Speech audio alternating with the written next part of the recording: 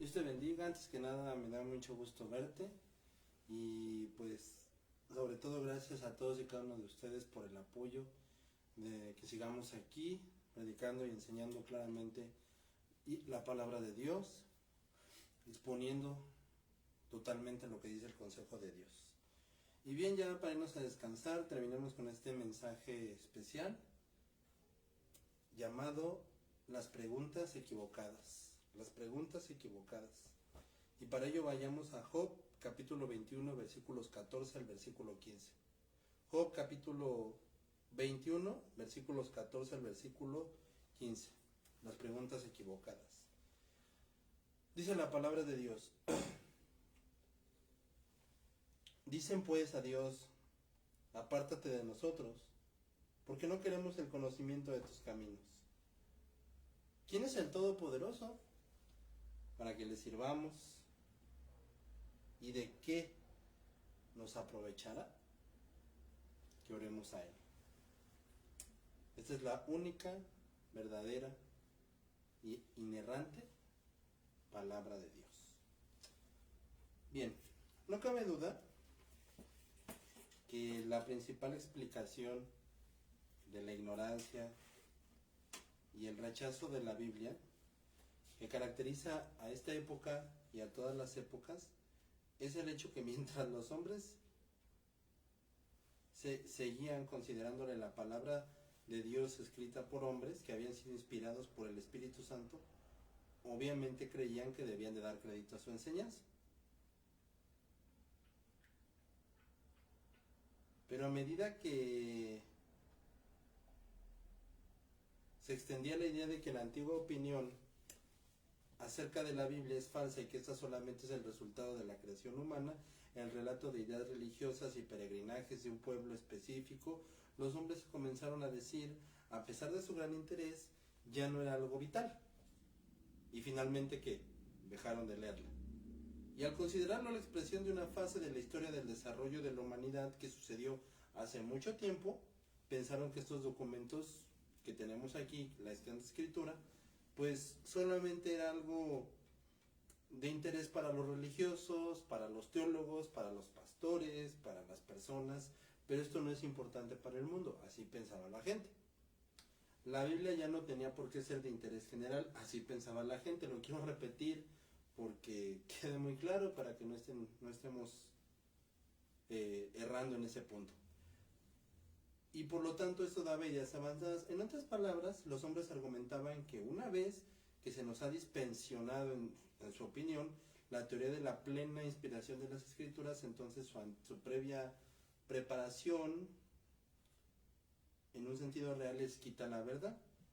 Y esa es una conclusión en la que estoy absolutamente y completamente en desacuerdo, porque como tantas veces lo han dicho y me lo han dicho, es que la Biblia es la Biblia. Pues ¿qué pruebas tienes? Yo no tengo por qué dar ninguna pruebas. La Biblia es la Biblia, es la única y verdadera palabra de Dios y no existe otra palabra de Dios. Y aun si no creyera que esa es la palabra de Dios, seguiría diciendo que es el libro más importante de toda la tierra y que por encima de todos los demás que deben de leer los hombres. Y mi razón para ellos es su propiedad y antigüedad. Embragados por la teoría del progreso y del desarrollo, los hombres presuponen en la actualidad que es un libro antiguo, que es un libro inútil, que es un libro absurdo, pero si leyeran estos viejos libros con detenimiento llegarían a la misma conclusión que alcanzó uno de los libros del viejo libro, y esto es que nada hay nuevo debajo del sol. Pero es que la tierra es plana, no había nada nuevo debajo del sol. Pero es que las naciones se matan entre sí, se mataban entre sí desde los tiempos de Aquiles. Se mataban entre sí por un pedazo de carne. Ahora después se empezaron a matar por un pedazo de tierra. Después se mataron porque la mujer de Menelao se llevó a Helena de Esparta, se la llevó a Troya y se mataron entre ellos por una mujer. Después se mataron por tierras. Después se mataron por asuntos geopolíticos. La siguiente vez se van a matar por sus problemas. Pero todo lo que existe ya estaba dado y ya estaba escrito desde mucho antes. Pero toda esta tremenda antigüedad descubrirán que hay dos particularmente importantes que nos recuerdan este texto. La primera es que la irreligiosidad y la impiedad no son nada nuevos. Ahora bien, quiero que recuerdes que hay un consenso general en cuanto a que el libro de Job es probablemente el más antiguo de toda la Biblia.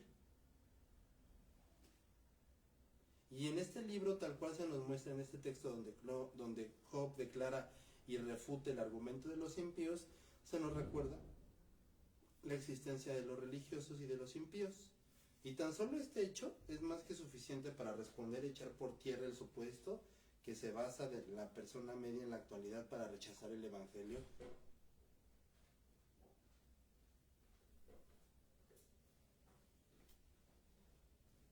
del Señor Jesucristo y la forma de vida piadosa y religiosa.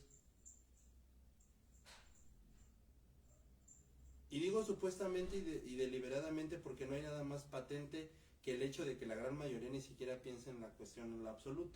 Simplemente la rechaza y la rechaza porque da por supuesto que es errónea por el simple hecho de que es antigua. Su idea de que en el pasado las personas eran ignorantes y su religión era el resultado de su ignorancia. La religión pertenece a ese estado primitivo. Nosotros somos avanzados. A todos nos resulta muy familiar la clase de conversación que concluye diciendo: ¿nadie cree este tipo de cosas en la actualidad? Sí, pues nadie cree que haya nahuales, nadie cree que haya maldad, nadie cree, bueno, en fin. El supuesto es que el pasado todo el mundo creía en ello y si hubieran vivido en estos tiempos, también habrían creído en ello. Pero viviendo, como dicen, en tiempos del progreso, en todos los descubrimientos de la ciencia y los avances en el conocimiento, se han percatado y lo han dejado a un lado. Piensan que es puramente cuestión de tiempo, cuestión del paso de los siglos y del progreso de la humanidad. Qué suerte tenemos de vivir en este siglo y no en el pasado, dicen algunos. Y qué pena nos dan aquellos que precedieron. ¿No es este el supuesto? Pero la religiosidad es casi tan antigua como la religión misma. La gente decía exactamente lo mismo en los tiempos de Job que en la actualidad. Decir que no creemos en Dios y en la religión, apartarnos de él, lejos de ser algo nuevo, moderno, actual, y una de las señales del progreso de este siglo es simplemente demostrar que nos ajustamos completamente a algo que siempre ha sido cierto del género humano. Toda época este viejo libro nos dice gusta de considerarse superior a todos los que se han precedido y es amiga de expresar esta situación, rebelándose contra Dios y pensando orgullosamente que es la primera en hacerlo. Asimismo se nos muestra que la religiosidad no es nueva, sino que se expresa exactamente de la misma forma y siempre es las mismas afirmaciones. En otras palabras, este supuesto principal acerca del elemento histórico, en esa cuestión de la religión existen otros dos supuestos constantes. El primero es que el intelecto y el pensamiento están siempre del lado de la irreligiosidad, o que la religión vive y se desarrolla tan solo en la ignorancia. Dicen pues a Dios, dice Job, lo que se dice se afirma con conclusión de un proceso lógico, el resultado de una investigación y de un examen inteligente, porque en vista de lo que hace considerado llegaron a la conclusión. Esas personas de los tiempos de Job afirmaron que como resultado de su pensamiento habían calado a la religión y esa afirmación sigue haciéndose en los mismos términos. Los hombres aún dicen que fueron criados para creer en la religión y que creyeron en ella mientras la aceptaron sin criticarla, pero en el momento en que empezaron a pensar las cosas, a instruirse y a afrontar los hechos en los que vivieron, todo estaba equivocado y vacío. Y así generan sus propias pruebas que, por extraño que parezca, como lo veremos, se expresa generalmente en forma de pregunta. En la actualidad la mayoría considera el intelecto y la religión absolutamente incompatibles. Así, ¿no? O sea, si tú eres un buen católico, no puedes ser un buen científico. Si tú eres un buen científico, no puedes ser un buen musulmán. Y si tú eres un buen abogado, no puedes ser un buen cristiano, porque religión e intelecto no se llevan. Eso es lo que la moda de hoy en día. Y otro por supuesto derivado es que cuando un hombre se aparta de Dios y de la religión y se emancipa es verdaderamente él mismo por primera vez. Se considera a aquellos que siguen siendo religiosos como presos de la tiranía y esclavitud, de una ignorancia y una superstición que obstaculiza el desarrollo genuino de la verdadera esclavitud, de una ignorancia y una suposición que obstaculiza el desarrollo genuino de la verdadera naturaleza de uno. Y para ser un hombre digno de ese hombre debe librarse de esas cadenas y exclamar: ¿quién es el Todopoderoso? para que le sirvamos. Y bueno, la humanidad ha creído desde el principio que Satanás estaba en lo cierto cuando indicó que Dios deseaba mantenernos sometidos y arrebatarnos nuestros derechos. Por estas dos razones los hombres se apartan de Dios en la actualidad como lo han hecho en todas las épocas. Y lo hacen planteando todo tipo de preguntas como las típicas que aparecen en este texto. Y hemos visto que el supuesto general sobre el que se basa esta actitud es completamente mal.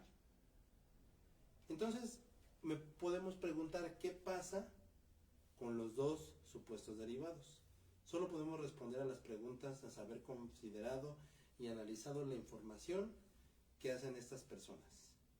Nos dicen que después de haber pensado y razonado han tomado la decisión de que apartarse a Dios y rechazarle se están emancipando, dan su veredicto sobre Dios y quién es y le preguntan para qué le sirvamos y qué beneficio obtendríamos de él. Piensan que su postura es incontestable, qué tenemos que decir a ello, cuál es nuestra respuesta a estas preguntas. Se dividen en dos secciones. Primero, consideremos el trasfondo de las preguntas. El trasfondo nos veremos forzados a la conclusión de nuestro texto, que no añade nada a nuestro conocimiento de él, sino que dicen mucho acerca de las personas que las plantean. Y veámoslo. Con respecto a la afirmación del intelecto y del entendimiento, permítanos ver de una manera muy franca que no hay nada más obvio en la religiosidad que lo superficial de su pensamiento, de su completa y absoluta ausencia de una reflexión clara y directa. Y esa es una gran cuestión que se puede considerar bajo muchos aspectos distintos. Obviamente eso no es algo que se tenga que expandir tanto. Basta con ser muy claro, porque aquí tenemos un ejemplo muy típico y profundamente representativo de la clase de argumento que se utiliza. Es un argumento acerca de Dios que se basa únicamente en lo que observaron ciertas personas que eran piadosas y otras no. Observaron además que mientras que los piadosos solían padecer en gran medida, los impíos florecían y la pasaban bien en la vida. Sobre la base de su información extrajeron las siguientes conclusiones. Si hay un Dios, debe de ser impotente. Y si no es impotente, en cualquier caso es injusto. Y sobre estas dos deducciones llegaron a una conclusión. A las personas que lo desestiman les va bien y prosperan. Y si a ellos les va bien y prosperan, entonces ¿qué sentido tiene pues adorarle y obedecerle? ¿De qué nos aprovechará, no? Al fin y al cabo. Podemos preguntarlo, mucha gente lo podría decir, de que al fin y al cabo, bueno, pues de qué me aprovecharía. Y ahí están, ¿no? Todos los argumentos de los religiosos del tiempo de Job. No tienen un cariz particularmente moderno. ¿Cuáles son los argumentos que se proponen hoy en día las personas contra la religión? ¿Por qué se han apartado las masas de ellas y viven en la vida que viven? ¿Sobre qué base pasan tantos, rechazan y apartan tanto un camino que no es el que Dios está mandando? Si hay un Dios de amor, ¿por qué permitió dos guerras? Si hay un Dios, ¿por qué florecen y prosperan los impíos y los piadosos padecen tan a menudo? Si hay un Dios, ¿por qué hay incidentes como inundaciones, desastres y por qué se permite que las personas buenas mueran tan jóvenes y los malos vivan hasta llegar a viejos? Y aún se extrae la misma conclusión. ¿Qué importa si uno cree en Dios? ¿Por qué preocuparse de ser religioso? ¿Por qué esforzarse en vivir una buena vida y obedecer a Dios? Parece de verdad hasta lógico, ¿no? O sea, ¿para qué me esfuerzo, no? O sea, eso me va a dar un mejor trabajo, eso me va a dar un mejor lugar, un mejor puesto en el trabajo. Pero finalmente, no hay nada tan bajo como esto, como el hecho de que por encima de todo se demuestra un pensamiento superficial. Los hombres no alcanzan a ver que todo su argumento se basa en un falso supuesto, ¿sí? Por ejemplo, todos podríamos decir, bueno, es que si Hitler no hubiera nacido, bueno, es que si Hitler se hubiera sido cristiano, bueno, es que si a Hitler y G. Campbell Morgan le hubiera predicado el evangelio, quizás se hubiera vuelto también un gran predicador Hitler. Hay un libro de Eva Braun, y ese libro se llama, donde dice qué hubiera pasado si. Y es muy interesante todo lo que toca, ¿no? Por ejemplo, ¿qué hubiera pasado si no se firma el Tratado de Versalles? ¿Qué hubiera pasado si no atacan la playa de Omaha los aliados? ¿Qué hubiera pasado si George Bush no muere? ¿Qué hubiera pasado si Colosio aquí en la República Mexicana no fallece? Y en fin, más y más. Pero cuando vemos esto, así como la gente vive en ese libro, así también la gente quiere tratar a Dios de ese sentido. Es que si Dios, en otras palabras, comienzan por afirmar lo que Dios debería de hacer, y luego llegan a la conclusión de que debido a que no hace lo que ellos piensan que debe de hacer, pues entonces no hay Dios. ¿Por qué hace esto? Preguntan. Uno de los profetas del Antiguo Testamento nos recuerda que Dios se esconderá. ¿Se esconderá? Pues Él es el Todopoderoso, exactamente. Es tan poderoso que Él mismo tiene el decreto y el derecho de decir, no te quiero oír, no quiero que me veas. Es más, lo peor que nos puede pasar es que Dios diga, estoy endurecido tu corazón contra mí. Yo te estoy poniendo de enemigo contra mí. Pero ¿quién dijo que Dios debería de comportarse de tal forma? Dicen. Las personas que se apartan de Dios y renuncian a la religión simplemente no entienden los caminos de Dios. Pero otra afirmación también debe de ser que renunciar a la religión deja al hombre y le devuelve su propio ser, también debe de ser esto. ¿Cuánta luz vierte esta pregunta sobre los que interrogan? ¿Cómo revela no solamente su propia inteligencia? Sin embargo, tenían abundancia de todo, bienes, amigos, dinero, salud, felicidad, de todo. ¿Qué más podríamos desear? Dicen, ¿qué mejor podría haber? ¿Y qué podría darnos Dios? Y esa es una idea de la vida. Pero su idea del hombre estaban perfectamente satisfechos y conformes. No deseaban nada más ni nada mejor. Declaraban que al apartarse de Dios, estaban liderándose a sí mismos. Eran los libertadores de la humanidad, los defensores del derecho del hombre. ¿Y eso es únicamente cierto de los hombres del tiempo de Job? Pregunto yo. Miremos a nuestro alrededor.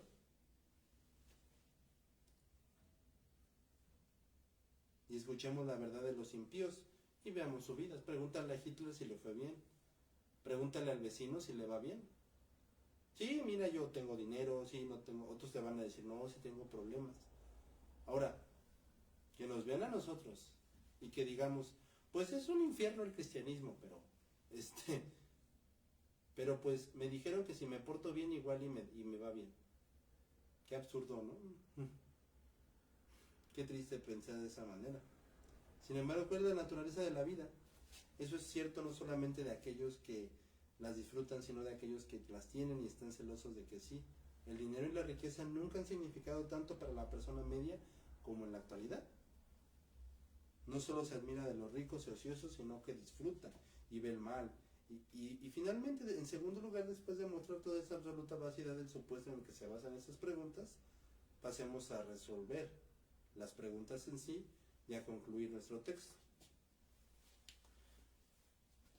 ¿Te has planteado estas preguntas? ¿De verdad dudar si hay un Dios? Ahora, no solamente dudar si hay un Dios, está bien, es obvio que hay un Dios. Dudar si ese Dios es bueno o es malo. Ahora, ¿por qué si es bueno permite esto? Entonces puede que sea malo, pues, en fin, ¿te has planteado estas preguntas? ¿Sigues planteándolas? ¿Dudas si creer en Dios o no? ¿Le sirves si oras a Él? ¿Estás tentado a apartarte de Él o simplemente como te gustaría? ¿Sientes que Dios es injusto contigo y en cierta medida tienes envidia de los malvados y de los impíos que tanto perecen? ¿Estás prosperado y cuya suerte parece serle siempre favorable? Si es así, escucha estas preguntas a sus respuestas, escucha estas respuestas. Son las respuestas que el propio Job da y el Antiguo Testamento en estas pasajes, pero especialmente el Nuevo Testamento. Y por encima de todo, el Hijo de Dios, el Señor Jesucristo.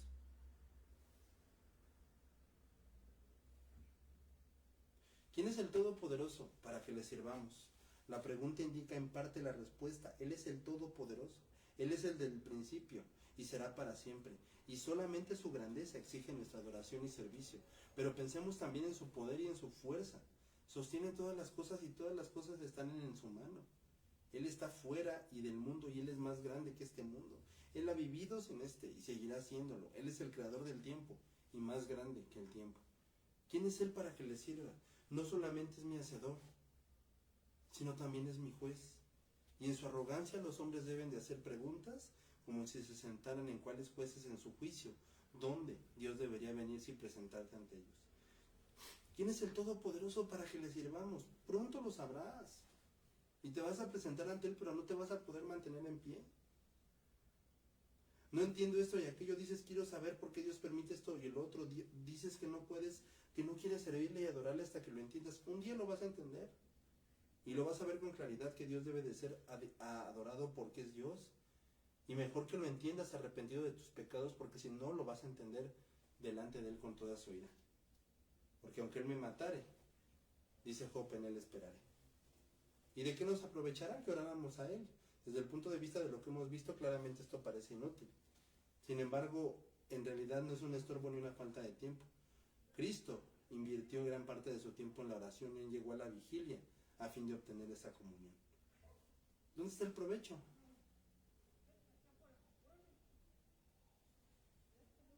¿Qué valor tiene? Las respuestas a estas preguntas son interminables. Permíteme señalar algunas. ¿Qué puede conferir mayor dignidad al dinero que hablar con Dios?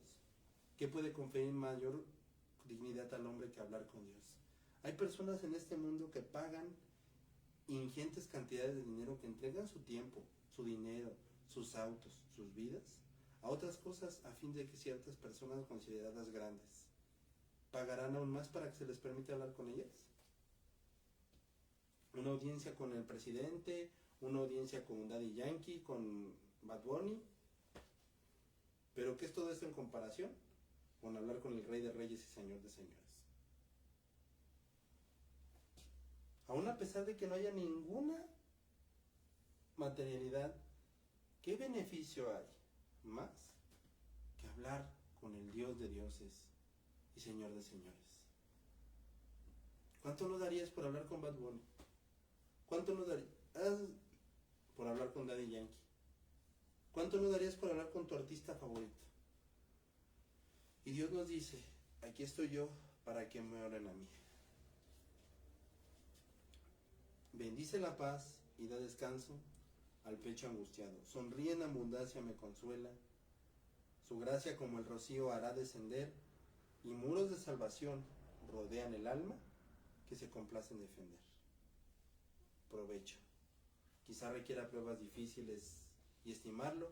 Mientras las cosas van bien, los impíos parecen tener todo el provecho.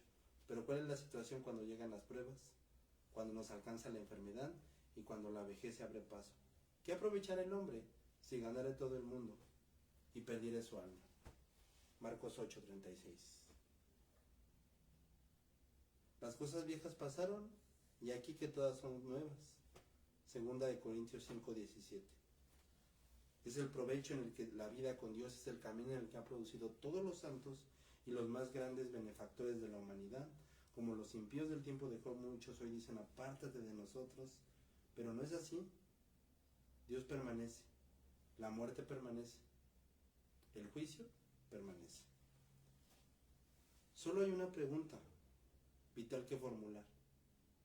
¿Y de qué nos aprovechará que oremos a Él? Esa no es la pregunta. La pregunta es, ¿y Dios y si declaro? Tampoco es la pregunta. ¿Dios y si decreto? Tampoco es la pregunta. La pregunta es muy sencilla. ¿Estás preparado para encontrarte con Él? ¿No ves la situación que tienes? ¿Estás en las manos de Dios? ¿Has pecado contra Él? ¿Lo has olvidado y te has desatendido? ¿Lo has criticado y le has hecho preguntas blasfemas? ¿Qué se puede hacer? Bendito sea el nombre de Dios, porque hay una respuesta más grande que todo lo que Job pudo conocer, todo lo que Job pudo ver. Dios Todopoderoso es juez. Nos soporta en la prueba, está con nosotros, pero más que eso también es amor. Y un amor tan maravilloso que envió al mundo a su Hijo Jesucristo para que llevara nuestros pecados, para que llevara tus pecados y mis pecados, muriera en nuestro lugar y nos reconciliara con Él. A pesar de que la humanidad se había apartado de Él, Dios en su amor nunca se apartó de nosotros. Envió a su Hijo para salvarte, Y al someterte a Él, el provecho que deseamos es el perdón de nuestro pecado, paz con Dios, poder para vivir una vida digna en nombre del Señor Jesucristo. Ese es el fin del miedo a la muerte. Ser hijos de Dios y herederos de la felicidad eterna. Eso nos ofrece a todos ahora. Y es lo único que se nos ofrece y lo último. ¿Qué más queremos? ¿Qué más necesitamos? ¿Y qué más es lo que tú necesitas hoy que recibir a Jesucristo? Que arrepentirte de tus pecados y reconocer que Jesucristo es tu único Salvador. Tú no necesitas más. Y tú el día de hoy es lo único que necesitas. Eso Dios te ofrece ahora. Y es lo único que Dios te ofrece. Y es lo último. Lo único y lo más importante de tu vida. La decisión más importante de tu vida es que te arrepientas de tus pecados y vengas a Cristo. Reconociendo que todo es por la soberanía, el poder y la voluntad de Dios, para que de ahora en adelante vivamos para Él, únicamente, por siempre, por la gracia, el amor y la voluntad de Dios. Y así, mi hermano, mi amigo, querida familia, experimentar las consecuencias de tu elección, de que Dios te haya elegido por toda la eternidad. Porque ciertamente nadie puede dejar de decidirse y de confiar y de creer que Jesucristo es nuestro único Salvador. Tú no lo pienses más, no te equivoques más, sino que hoy pon toda tu fe únicamente en nuestro amado Salvador, el Señor Jesucristo. Dios, gracias te damos por la vida de todos aquellos que creemos en ti. Gracias por todos aquellos, Señor, que tú has llamado para servirte, Señor, para estar contigo y para adorarte por toda la eternidad. Gracias por todos aquellos que tú has salvado. Y te pido por la vida de todos aquellos que no han creído, para que tú los traigas. Y a todos nosotros los verdaderos creyentes, Señor, manténnos firmes, Señor, y ayúdanos a testificar y a darles el camino. Y a llevar a todos aquellos, Señor, que no han venido a la salvación, Señor. Que tu nombre sea glorificado, exaltado. Y yo te pido por la vida de todos aquellos, Señor, que pasamos por problemas, por dificultades, que tú nos sostengas, que tú nos guardes y que tú nos consueles, Señor. Perdónanos por nuestros pecados. Ayúdanos a permanecer firmes delante de ti. Gracias por todo lo que tú has hecho en nuestras vidas y seguirás haciendo. Y gracias porque nos recuerdas que todo lo que tú haces en nuestra vida es únicamente por tu voluntad. Por tu voluntad hoy estamos vivos. Por tu voluntad hoy respiramos. Por tu voluntad hoy escuchamos tu palabra. Y hoy, Señor, nos rendimos ante ti y hoy te pedimos que nos perdones de todos nuestros pecados, que nos perdones de todos nuestros errores, para que nos decidamos a seguirte únicamente y por siempre solamente a ti. Gracias por todo lo que tú has hecho por nosotros, gracias por la vida que nos has dado y gracias porque cuando tú nos has dado al Señor Jesucristo, Señor, no nos diste un buen regalo, no nos diste una buena reliquia, nos diste absolutamente todo, por nuestro Señor Jesucristo, que es todo. Y a quien sea la gloria por los siglos de los siglos y por toda la eternidad. Que el Dios y Padre de nuestro Señor Jesucristo esté contigo. Y que la gracia eterna de Dios y su amor eterno contigo esté, así como la gracia del Señor Jesucristo. Dios te bendiga. Que pases muy buena noche.